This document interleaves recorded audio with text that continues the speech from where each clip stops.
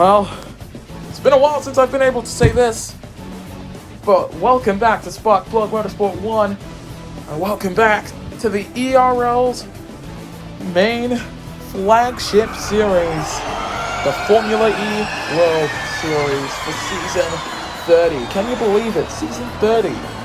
3 years ago, we hosted the first round of the championship in Beijing, and now we've had over 30. Out on track, you can see the number 38, Nissan Nismo on first Theo, coming over from Brazil. We'll be right on board with him as he comes through turn number 3. And with 14 minutes on the clock now, there's a lot of things that we need to get out of the way before we have that preseason test mark race, same length as it was for the FP series. And we're going to start with the method of safety in terms of cautions. For the past however many seasons, we've only had local yellows and a full course yellow when a car is stopped on track or a crash happens. Last season, we introduced red flags. This season, we're bringing back the safety cars because we've managed a way to make sure that the safety car periods aren't too long. That was the main problem that we were having with them as we look towards you apart from the number 9 Citroen racing car coming through the opening chicane. As for the calendar, let's go through it right now. Beijing will start us off as we then head to Tokyo, Putrajaya in Malaysia. Round 4 takes us to Auckland, New Zealand for the first time. Then we head to Surfers Paradise, Australia. Timor-Leste will start off our American leg as we head to Sao Paulo, Brazil, Las Vegas, and Indianapolis Motor Speedway for our first points-paying race at the track since season 27. Cape Town, South Africa will follow that up with the last race before the European leg being in Abuja, Nigeria. And then we head to Rome, Paris, Berlin, Bucharest, Monte Carlo, Barcelona, and London to round off this season's schedule. You'll notice Hype Drive Racing, the reigning Constructors champions, aren't on the grid this season. Revolution Racing taking over the entry as first Theo goes fastest of them all across the line there for Awful Catfish, and he only manages second. Now, he shouldn't have actually been in this car. The team penciled in Hatchai Silla to drive alongside Revo, but if you watched the IndyCar broadcast, you would know why she is unfortunately unable to take up that drive. Leclerc's just gone second quickest of them all as Marcus Nelson is currently setting the pace for BMW Andretti. Casper LeBeau now goes fastest of them all for Sims Racing. He's partnered with Chris Cornwell this season. Chris was offered another season at Revolution Racing, but felt like Sims was her calling card. But for the LeBeau family, well, it's a bit of a reunion in Formula E, as across the line goes the number 26 of Remy LeBeau, the season 25 champion. Won in his third start in Formula E. He's back and driving for Power Motorsport. And you know, there's another connection to season 20 that we can make here. That livery, that Braun GP livery was last run in season 20. In Braun's final season before becoming Power Motorsport at the start of the season 20 chase for the Cup. That little throwback livery could bring some more pace for UK Ball, whose last championship came in season 21. As he now comes through the final corner on his outlap. Across the line we go with the 2-time Formula E champion. This season, we say goodbye to the original model of the ERL 03s, and we also say goodbye to pushed pass in the form of a tech charge. But we do say hello to recharging with the advent of pit boost. That can lead to different strategies out on the road, as Remy's just gone third quickest of the entire field. Bridgestone have given us groove tires this season, as did Firestone, which is definitely going to be something interesting to look at. These cars, quite the revolution on the old ERL 03s. A lot more air devices, and yet less downforce on the underbody. coming through the final corner. That was almost contact with the car that was pulling into the pits. I think that was one of the Venturis. Across the line we go as Revo's currently fastest of them all. UK Ball goes 7 thousandths of a second slower. I think this could be a very interesting season indeed. If you take a look at that top 4, you've got 4 different teams. Revolution Racing, Power Motorsport, Sims Motorsport, as Chris Cornwell's just set the fastest third sector, but it's only 19th quickest. And of course Maserati returning to the ERL after their last appearance in around season 13 or so, when they were partnered up with Revolution Racing. So to see them both on the grid as separate entities is certainly something to behold. Ocampo has just gone 5th quickest. Is this the season where we see the return of Sebastian Ocampo's early career form? If you'll remember, back to season 13, if you will, when this man made his debut, he was an absolute phenom. But ever since about season 21, he hasn't really had that same pace shown. Could these new cars and this new team in Maserati be the thing that will kickstart his way to a 3rd championship? Or will that 3rd championship go to UK Ball? For all we know, this season could go to Casper LeBeau, who's been searching for his 1st championship ever since debuting. The one thing that the other 23 drivers on the field probably don't want to see is Revo extending his championship streak to 5 in a row. Currently an 8-timer, could go for 9, 10, break the record, and go for 11. Who knows, as your boy is coming through turn number 3 now. On a hot lap, through turn 4, keeps it very close to that curb, but doesn't use it. Might just be better for the entry of 5. As he now goes up the chicane of 6-7. And through turn number 8. Casper LeBeau also on a hot lap, as is the only rookie on the field, Zach Sheeden for Nissan Nismo. Now he's had a season in IndyCar already, driving for Forsyth Racing. He got podiums driving for that team.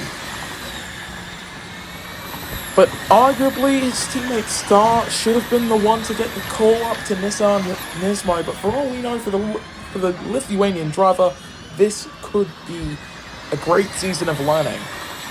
We've had some very good rookies in our rookie classes before. 21st fastest, though, for the Lithuanian is not optimal. There's a new point system that you can take a look at more on the community page of this channel for both Formula E and IndyCar, and on SBM2 you can see the new point system for the FG series. FG points will go from 1st to 24th. In FE and IndyCar, it will go from 1st to 12th. This is just to reflect the increase in field sizes more than anything. It will also see the return of the fastest lap point across all categories, so that will probably impact the championship quite a bit. We could see a championship decided on the fastest lap point, as it will now go to every finisher. 6 minutes on the clock. Revo still fastest of them all, followed by UK Ball. Both drivers now on outlaps. You can see that 89 in the red numbered Power Motorsport car. Casper LeBeau in the 34, currently 3rd fastest of them all. Ocampo, I think that's his teammate he's following. No, that's one of the Porsches. I believe that is Charles Hernandez on an outlap. Yes, that is. You can tell it's Charles because there's no red on that car. Nico, though, coming up right behind him on a hot lap. Let's see where this will land. Sebastian Ocampo. I think one of the Mercedes. Yes, Dominic Hudson on a hot lap too. That takes him to 23rd, but for Ocampo, let's see where this takes the 2-time Formula E champion. Stays 5th fastest. No improvement for him. We look to Revo riding on board. Looking at the hyper-focus of an 8-time Formula E champion. He is fallible. He's the man with the longest career in the ERL's history. He's raced in every single points-paying race. And he goes even faster with that lap. About 600ths quicker, in fact. So for UK Ball, if he's to usurp that Italian, he's going to need to find something on this lap. And it's going to be very good data for that Power Motorsport team.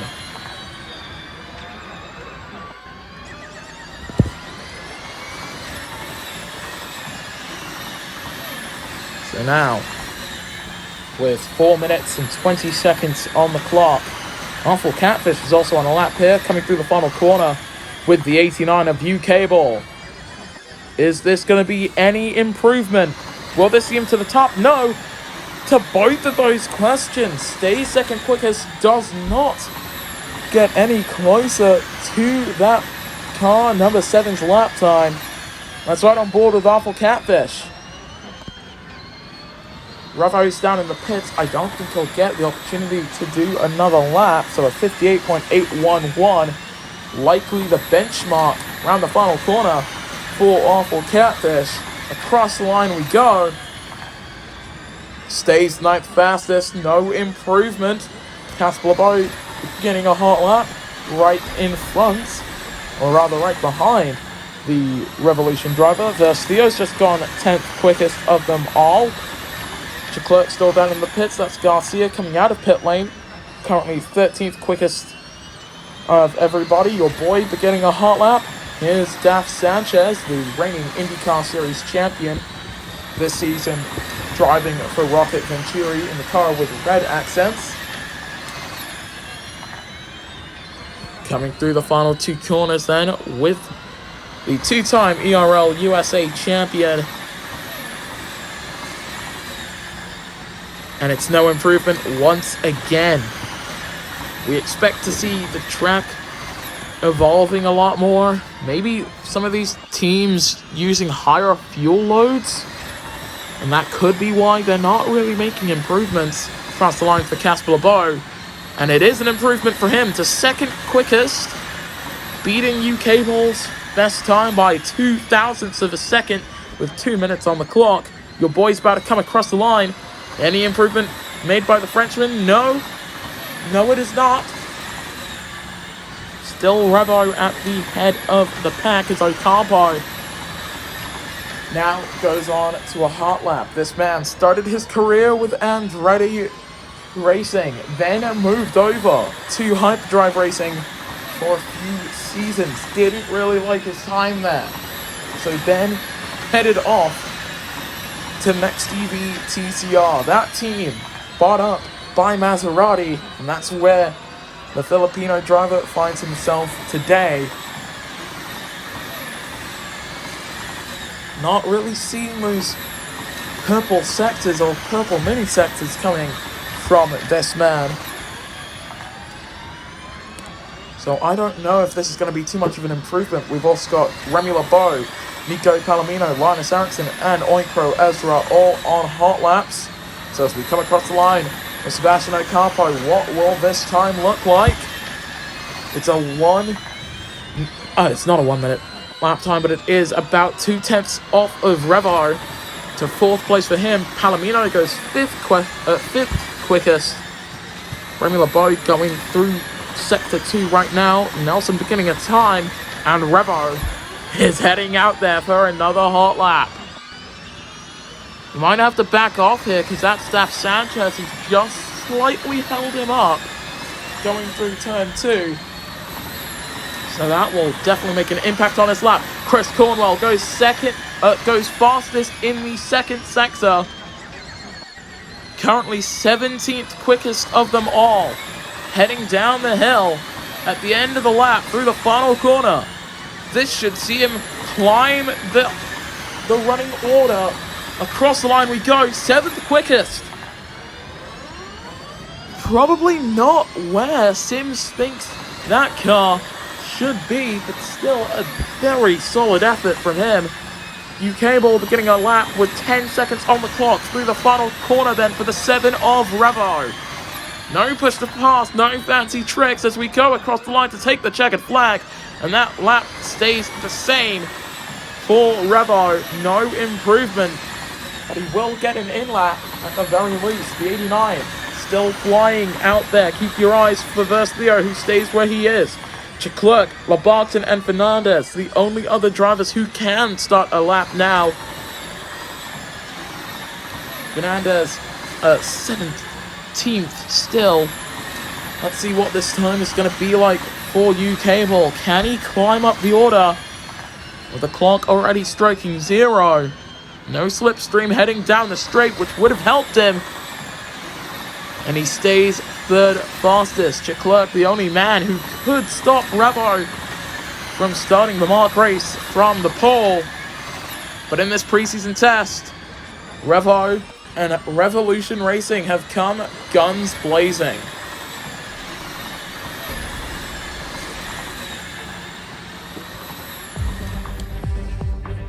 So here's your official classification after the preseason test. Part 1, of course, Revo starting the race on pole if they do use these times. But if they use a random lottery as they did in the FG series, well, it could look very different. Casper Lebow second quickest from UK Ball, and Sebastian Ocampo Palomino 5th fastest from your boy, and Chris Cornwell, Remy Lebow 8th fastest of them all, followed by Marcus Nelson and Awful Catfish, your top 10, followed by Versio and Linus Eriksson. I'm going to have to start saying top 12, because points will now go down to 12th. That's going to be very weird to get used to. Leclerc 13th fastest from Nunez Garcia and Daf Sanchez. Then came your Puff, Carlos Fernandez, Charles Hernandez, a lot of Hernandezes, Gabriel Barton, Oinkro Ezra, David 12, Daniel Baltasaro, Zach Sheeden, and Dominic Hudson. Alright, on the other side, the part 2 to the preseason test, that little mock race that you saw in the FG series, 16 laps around this track here in Barcelona. Well, we're gonna do it again. So don't go anywhere here on SBM1, but thank you very much for watching. I'm hearing in my ear it is going to be a random lottery draw for where the drivers will start. So we'll see you guys later. We will see you guys later then when the Electric Racing League returns.